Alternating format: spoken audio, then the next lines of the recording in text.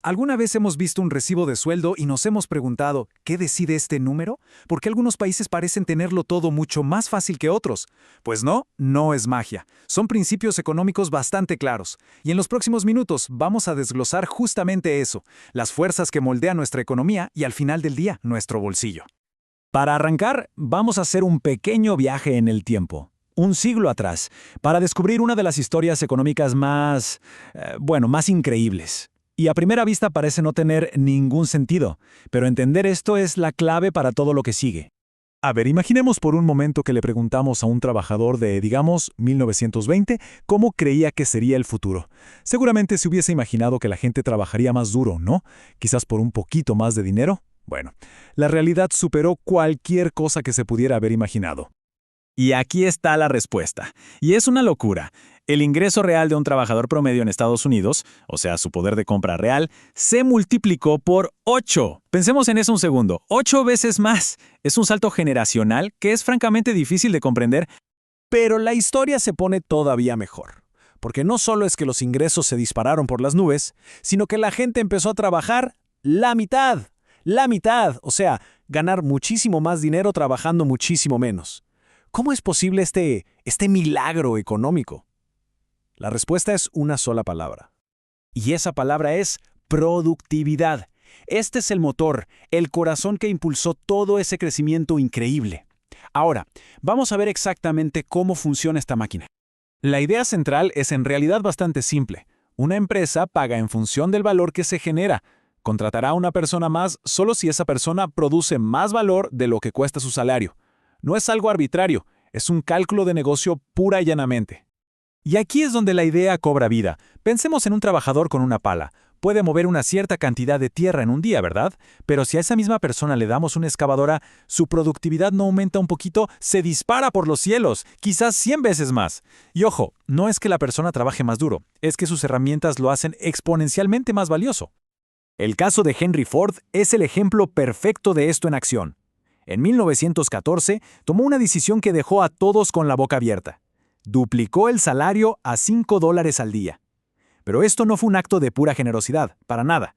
Ford sabía que con su nueva línea de ensamblaje, los trabajadores mejor pagados serían más leales, mucho más productivos y, lo más importante, se convertirán en clientes. Podrían comprar los mismos autos que estaban construyendo. Y lo más interesante es que el efecto Ford no se quedó solo en su fábrica, se expandió por toda la economía. Hay un principio que lo explica muy bien. Cuando la productividad en un sector clave, como el automotriz, dispara los salarios, todos los demás empleadores tienen que ponerse a la altura. De repente, para contratar a un carpintero o a un cocinero, hay que ofrecerles un sueldo lo suficientemente bueno para que no prefieran irse a la fábrica. Es como una marea que al subir levanta todos los barcos. Muy bien, pero ¿qué pasa cuando se intenta forzar el aumento de los salarios por otros medios en lugar de dejar que la productividad lo haga de forma, digamos, natural? Ahora vamos a analizar las intervenciones directas en el mercado laboral, como las leyes de salario mínimo y los sindicatos. La herramienta más conocida, claro, es el salario mínimo. En Estados Unidos, por ejemplo, ha aumentado muchísimo desde que se creó.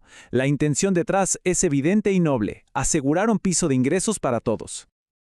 Ahora, un modelo económico estándar predice 3 efectos cuando un salario mínimo se fija por encima de lo que el mercado pagaría por sí solo. Primero, los que tienen trabajo y lo conservan ganan más. Buenas noticias para ellos. Segundo, para algunas empresas, el costo de la mano de obra se vuelve demasiado alto y podrían despedir gente. Y tercero, ese salario más alto atrae a más personas a buscar empleo, justo en el momento en que podría haber menos puestos disponibles. Otra forma de intervención es, por supuesto, a través de los sindicatos. Y los datos históricos muestran que los trabajadores sindicalizados han ganado, en promedio, entre un 15 y un 30% más que otros trabajadores no sindicalizados en puestos similares.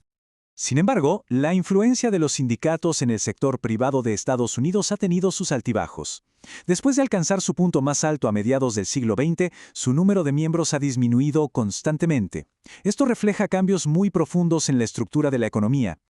Todas estas intervenciones y dinámicas del mercado nos llevan de cabeza a una de las preguntas más difíciles y persistentes de la economía: el desempleo. ¿Por qué existe? ¿Y qué se puede hacer?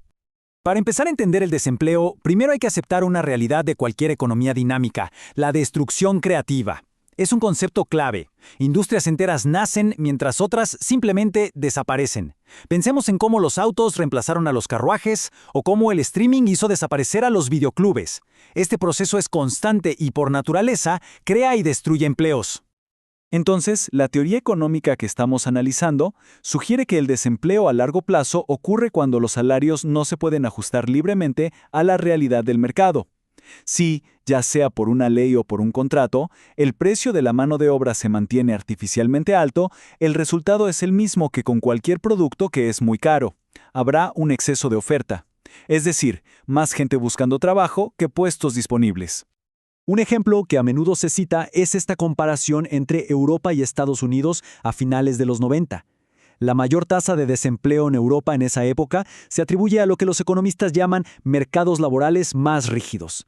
¿Qué significa eso? Bueno, regulaciones que hacían, por ejemplo, más costoso y complicado contratar o despedir trabajadores, lo que podía frenar la capacidad de las empresas para adaptarse rápidamente. Entonces, después de ver todo esto, productividad, salarios, desempleo, ¿cuáles son las grandes lecciones? Si unimos todas las piezas, llegamos a una serie de principios claves sobre el trabajo y la creación de riqueza. En resumen, y según el análisis que hemos visto, la clave para la prosperidad a largo plazo parece ser un mercado laboral dinámico donde los salarios puedan reflejar la productividad. El crecimiento real y sostenible de los ingresos no vendría de decretos, sino de la innovación, mejores herramientas, más inversión y una fuerza laboral cada vez mejor preparada. Y todo esto nos deja con una pregunta final, una pregunta fundamental. Un mercado laboral flexible y dinámico puede generar una riqueza y unas oportunidades enormes, pero también, por su propia naturaleza, crea incertidumbre. Encontrar el equilibrio perfecto entre ese dinamismo que nos impulsa hacia adelante y la estabilidad que todos necesitamos, bueno, ese sigue siendo el gran desafío económico de nuestro tiempo.